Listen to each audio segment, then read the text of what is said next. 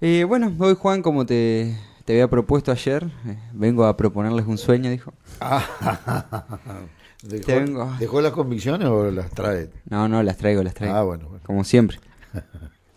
Vengo a proponerte que hagamos un análisis sobre el fenómeno sociopolítico que fue y es el kirchnerismo. Un análisis desde un punto de vista, bueno, como te había dicho, sociopolítico, pero más que nada haciendo hincapié en la cuestión del poder. Como bien sabemos, nosotros, Néstor asume, como recién había dicho Tavi, que Néstor asume el primer mandato del kirchnerismo con un 22%, es decir, un respaldo popular ínfimo para lo que corresponde en esa altura. Y el pico en el que culmina es en el 54%, el de Cristina en el 2011. Entonces, podemos hacer un gran análisis de lo que determina una cuestión y otra, y lo que determina el respaldo popular en estas circunstancias. Yo siempre hice un paralelismo en los 12 años de kirchnerismo entre la disputa, por un lado, como siempre suelo plantear, las dos herramientas por excelencia para ejercer el poder, por un lado la industria cultural y por otro lado el Estado. Y en el kirchnerismo se hizo esa contraposición tan fuerte, esa disputa por poder. Desde el kirchnerismo y del ámbito nacional y popular se empleó la figura del Estado, la herramienta del Estado, y las élites emplearon la industria cultural. Y se dio una disputa que, más allá de que no es lo más reconfortante para uno, es muy interesante hacer el análisis. Yo siempre cuando planteo la cuestión del kirchnerismo y se habla de la cuestión de críticas y observaciones que puede realizar uno, dejo de lado las cuestiones, las nimiedades, a mi opinión, relativas a la corrupción y demás, ya que son errores propios del ser humano, son equivocaciones comunes en un ámbito tan amplio como él es la política, y hago hincapié en los aspectos más grandes, a mi opinión. Por un lado la cuestión económica y por otro lado la cuestión cultural. Yo creo, en un análisis que suelo hacer, que lo económico debe ir acompañado de lo cultural. Y esto determina una frase que sintetiza mucho y que es recomendable sumergirse a la hora de charlar esto, que es la idea de la patria es el otro. Que parece una frase tan sencilla, pero entraña demasiado, ya que es una contradicción, creo que lo hemos charlado en alguna que otra ocasión, donde por un lado nosotros hablamos de patria, que es algo que nos es propio, algo que representa nuestra identidad, y por otro lado la cuestión de lo otro, el concepto de otro, de otredad, filosóficamente hablando, es todo aquello que no responde a nuestra identidad, que es distinto a nosotros. Entonces se lo puede catalogar, no sé si de revolucionario, pero de cuasi revolucionario como mínimo seguro, que decir que no hay nada más propio que las necesidades y lo que padece el otro, la cuestión del prójimo mismo, que, o sea, la patria, sintetizando esa idea de el nexo que existe en la cuestión humanista y filantrópica de esa frase.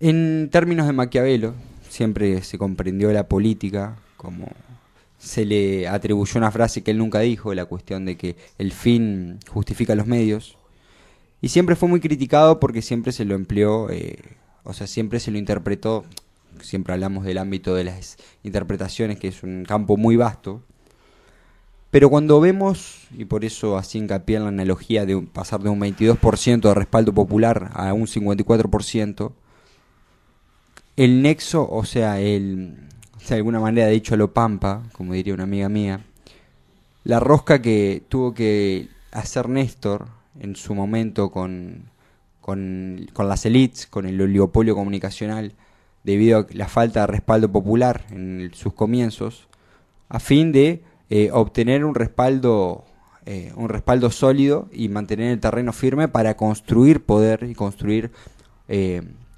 una soberanía popular. Entonces, y ahí creo que entra la cuestión maquiavélica, cuando se plantea el fin justifica los medios.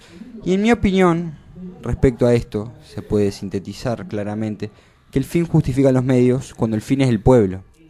Maquiavelo no planteó eso como una opción cuando se analizó la política misma. Es decir, si uno puede optar entre ser políticamente correcto y no optar por la cuestión de que el fin justifique los medios. Es que siempre, como dije hace un momento, se le dio una mala interpretación. ¿Y en qué aspecto? Ya que Maquiavelo hizo un análisis de la política. No la política como debería ser, sino cómo es realmente.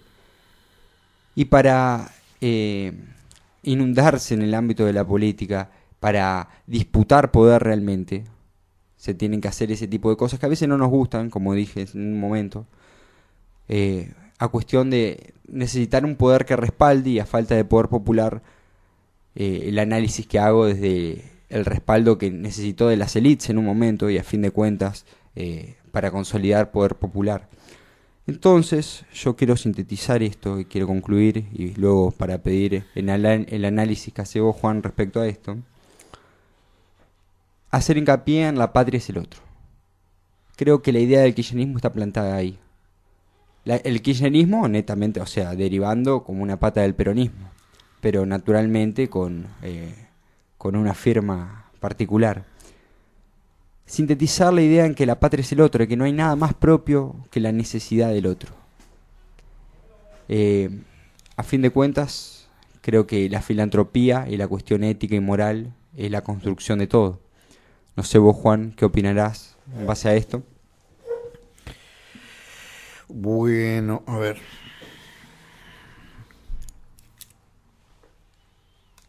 La patria es el otro. Patria es el lugar de los padres. Padres. Naturalmente. Padres se entiende como la identidad, que es el primer derecho humano declarado. En la Declaración de Derechos Humanos, el ser humano tiene derecho a una identidad y a una nacionalidad. Es decir, que tiene derecho a la patria por dos caminos. Entonces, si la patria es el otro, y nosotros, sobre todo los entrerrianos, que nos decimos hermanos y además respetuosos de la filosofía del Minuán, declamada por Linares Cardoso en su canción Soy entrerriano, donde dice: en donde naide a naides más, esa es mi ley de la igualdad. Bueno, indudablemente la lucha política en el mundo hoy, y sobre todo después del triunfo del liberalismo, llamado neoliberalismo en su momento, que fue la conjunción política entre Margaret Thatcher y Ronald Reagan, tiene que ver sobre todo con el concepto cultural y con la idea de que hemos llegado al final de la escalera. Uno para el tema es si ese final de la escalera es un rellano o si hay que volver para atrás. No se puede subir a un escalón sin pisar el anterior. Y en el subir hay un hecho de resistencia. Aún uno se cansa al subir porque está arrastrando su propio peso. ¿Por qué digo esto? Porque es esencialmente una guerra cultural la que estamos viviendo hoy, sí, que no siempre se dirime por las armas. La patria es el otro, es un concepto de universalidad y de origen. Es un concepto originario. La patria es el otro. Somos todos iguales, naide a naides más.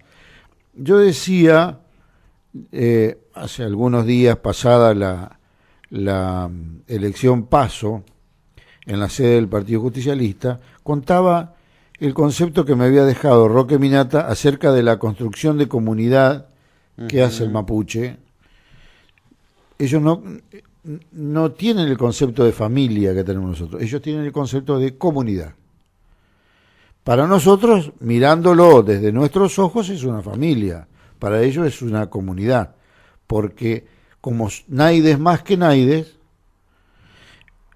el sentido de que haya alguien que organice y que se llama cacique, creo que se llama lonco en ese caso, si me equivoco pido disculpas, vamos a volver al concepto de cacique, es elegido como el mejor, pero no porque tiene más.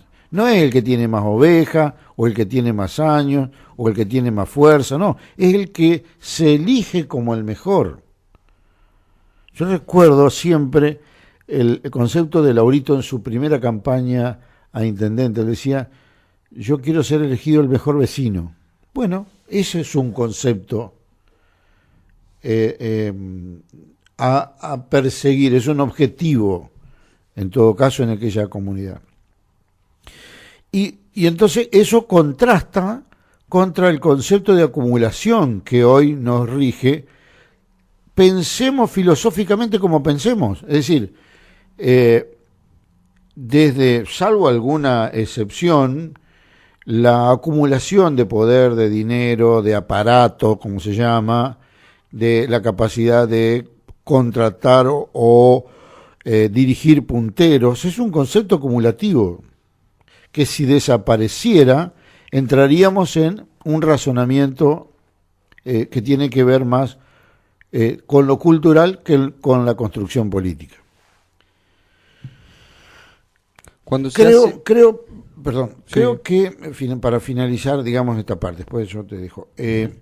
Creo que el concepto que lo conversábamos recién con Zavallo, de una construcción que trascienda los niveles en forma horizontal, Kirchner hablaba de la transversalidad. Sí, la transversalidad. Hablaba de una construcción política en base al pensamiento diverso. A la diversidad, sí. Y de ahí nace entonces, digamos, conjugar intereses desde pensamiento diferente. Intereses comunes tenemos todos. Diferencias filosóficas también tenemos todos. Bueno, en esas dos condiciones hay que conjugar. Bueno, eso es un pensamiento cultural y no político. Desde ahí puede construirse poder de acuerdo a cómo nosotros entendemos la política. Pero resulta que descubrimos al mismo tiempo que tan cultural es que descubrimos, gracias a Maldonado, todo lo colorizado que estamos. Cuando dice un ciudadano ilustrado a través del uso de una red social para la cual se necesita manejar un vocabulario, manejar además un elemento de la tecnología de la comunicación, dice un ciudadano, los mapuches que se vayan a Chile, que se vuelvan a Chile, ignora que la mayor población mapuche en la Argentina radica en la provincia de Buenos Aires, en una localidad que se llama Los Toldos, y que se llama Los Toldos porque ahí estaban los toldos de los mapuches, que siguen siendo la comunidad originaria más numerosa de la Argentina.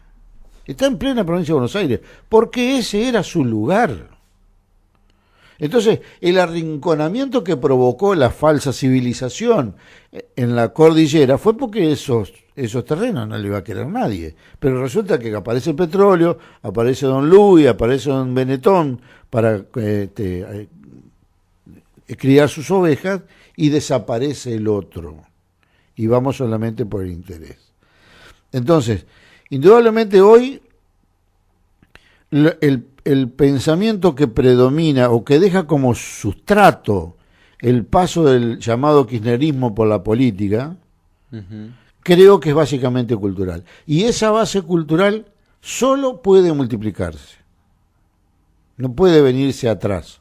Porque hoy podemos leer, hoy podemos saber, hoy podemos reconocer, hoy sabemos que hay todavía comunidades chaná en Entre Ríos, comunidades que están disputando su derecho a la tierra originaria. Hoy sabemos que en el Chaco hay una población de tonocotés envueltas en un reparto de herencias de un campo de 20.000 hectáreas, de los cuales ellos reclaman 600. Claro. Hoy podemos saber que, bueno, las distintas comunidades que existen en el país, pero hoy lo sabemos porque hay una discusión cultural por encima de la discusión política, y que la política empieza a caminar por el hecho cultural, además de los conceptos de federalismo o unitarismo, y de reconocer en la construcción de la historia argentina que la revolución del 25 de mayo de 1810 todavía no ha terminado. Sí, naturalmente, respecto a ese tema, o sea, cuando yo planteaba la premisa "la patria es el otro", yo creo que es la contraposición más actual, contemporánea, a la premisa hobbesiana, la máxima hobbesiana, que dicha en latín homo homini lupus, que dice el hombre es el lobo del hombre. Y en base a eso, lamentablemente, o sea, al lupo. sí. Yo la verdad que desestimo demasiado a Thomas Hobbes, porque en base a su pensamiento, creo yo, se construyó el egoísmo y el individualismo promotor del neoliberalismo. Y la contraposición, por un lado del ámbito nacional y popular y por el otro lado del ámbito de las élites, por un lado la idea, como recién hacíamos, la deconstrucción y el análisis de la patria es el otro, y por el otro lado plantear la idea de que el hombre es un ser autodestructivo, mediante esa frase en latín de Thomas Hobbes, de que el hombre es el lobo del hombre. Yo creo que es la disputa cultural que vemos hoy, planteada ahora en este momento en terrenos electorales y en terrenos político-partidarios, se podría decir. Pero lo que sintetiza hoy en día, y el bastión más grande es el kirchnerismo, el que lleva la bandera de la patria es el otro y que sintetiza todas las voluntades en la diversidad, como planteabas vos, Juan, para hacer la disputa ante esa cuestión y definir al ser humano de esa manera, o sea, si como un ser social, como lo planteaba Aristóteles, o un ser social a fuerzas, como lo planteaba Thomas Hobbes. Hobbes, como ya lo hemos dicho acá, planteaba de que el ser humano es un ser social por necesidad, pero no porque así lo quisiese. Y daba el ejemplo de la cuestión de la vivienda. Vos, por ejemplo, dabas a entender la noción de comunidad, y cómo Thomas Hobbes, dentro de la comunidad, decía que existían, claro, naturalmente las familias y las casas y divisiones. Y de ahí proyectaba la idea de que, claro, existían divisiones porque el ser humano era un ser, a fin de cuentas, antisocial, que vivía en sociedad por necesidad.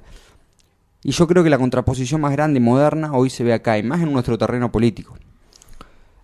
El kirchnerismo, el balance que puedo hacer yo, naturalmente, con mi perspectiva imberbe, con mis 19 años, a fin de cuentas, creo yo que desde Perón a hoy en día ha sido el gobierno más eficiente en todo el paso de la historia, y podemos pescar gente con buenas intenciones, pero a fin de cuentas condicionadas por el poder real, como se puede decir, como lo fue Alfonsín o como lo fue Frondizi, de alguna manera es discutible, pero Ilia totalmente, pero que no pudieron hacer democracias sumamente condicionadas.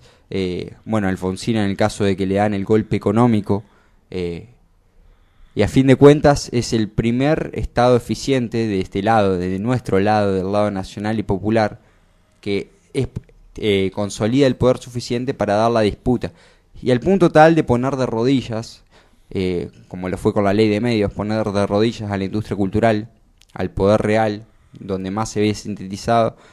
Y bueno, perdimos en este caso la primera batalla, pero nosotros, bueno, en este momento, desde nuestro ámbito, desde la trinchera comunicacional, como decís vos, tenemos que contribuir con nuestro granito de arena, en nuestro ámbito, para seguir brindando la disputa por la hegemonía cultural. Sí, creo que Michel Albert, hacia el año 95, 94, 95, cuando presenta su libro Liberalismo contra Liberalismo, establece en lo que él llamó la economía renana, eh, ese concepto, para mí, yo lo interpreté Sí, así, sí. como el rellano de la escalera. Es decir, ahí podés elegir seguir subiendo, quedarte ahí o volverte. Volver. Los tengo para mí que los pueblos eligieron volver porque volver a lo natural, es decir, que el dilema que estamos viviendo hoy acerca de cómo sembramos, cómo mantenemos y cómo cosechamos Ujú. es parte de esa pelea. ¿Por qué? Y porque la soja no es un producto, no es un verdeo. El verdeo son los dólares que se Claro. juegan en cuanto a la cotización de la soja. Es lo que planteó Cristina en el foro de economistas, en el foro paralelo de Davos, donde en el foro económico les dice a los empresarios: basta de la timba financiera, que las inversiones sean productivas, no financieras. Los pueblos no viven, no comen plata.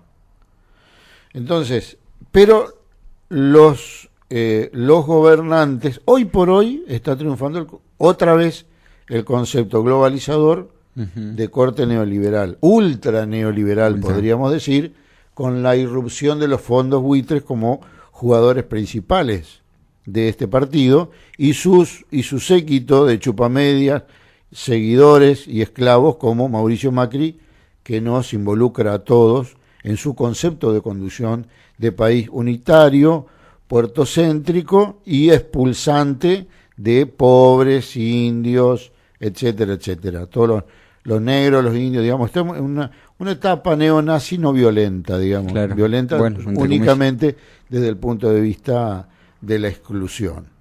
Entonces, esa es la discusión hoy, que adoptamos culturalmente como convicción de vida, y a eso cómo lo convertimos en una voluntad política. Es decir, que votamos el domingo. Claro. Y en el 2019 y en el 2021, si Dios quiere. La disputa de todos los días que se va a ver proyectada este 22 es la que siempre remarco. O sea, y ahora no es patria o colonia, va mucho más allá de eso. O sea, estamos discutiendo si somos realmente seres autodestructivos o no. Si somos seres antisociales o no. Sí, pero eso no depende de mi concepto hacia vos. No, naturalmente no. Depende del entendimiento cultural y cómo lo transforma en la voluntad política. Claro. Porque yo no soy antidestructivo, yo como, mira qué gordito que estoy. El problema es si como solo mi comida o estoy comiendo la tuya también. Claro. ¿Entendés? ¿Y cómo disputamos ese plato de comida? Ojo con eso. Es que ahí está la Que- pulseada. que no nos sintamos autodestructivos y nos comportemos como caníbales. Sí, no, pero Porque no va en ese aspecto. Claro, bueno, pero es bueno aclararlo. O sea, cuando últimamente estuve leyendo a Slavoj Zizek y él planteaba... Ay, me cagó. Sí. Que cada cosa. Y él planteaba, por ejemplo, la ideología del cinismo. O sea, ¿y en qué consiste la ideología del cinismo? O sea, ideología entre comillas, es algo contemporáneo, un fenómeno contemporáneo, en que vemos todas las barbaridades que suceden en el mundo y aún así nos preocupa porque es como una ensalada, es una mixtura. Nos preocupa, pero al mismo tiempo somos indiferentes. O sea, es una mixtura entre la preocupación y la indiferencia. Saber datos reales, como los que planteaba Bernardo Klinsberg en un congreso sobre responsabilidad social, y cuando planteaba que cada 15 segundos se muere un niño por beber agua contaminada, son temas que sabemos, que nos preocupan, pero que hacemos caso omiso a fin de cuentas, y somos indiferentes. Entonces creo ahí yo que está la pulseada y la cuestión sobre la hegemonía cultural. Bueno, creo que ya le largamos bastante, Juan. Muchas gracias, como siempre. No, al contrario. Si fuera por solo nuestra voluntad, Sí, seguimos charlando, hubiéramos seguido. Pero tenemos ideales. pero naturalmente. Tenemos ideales. Y somos optimistas.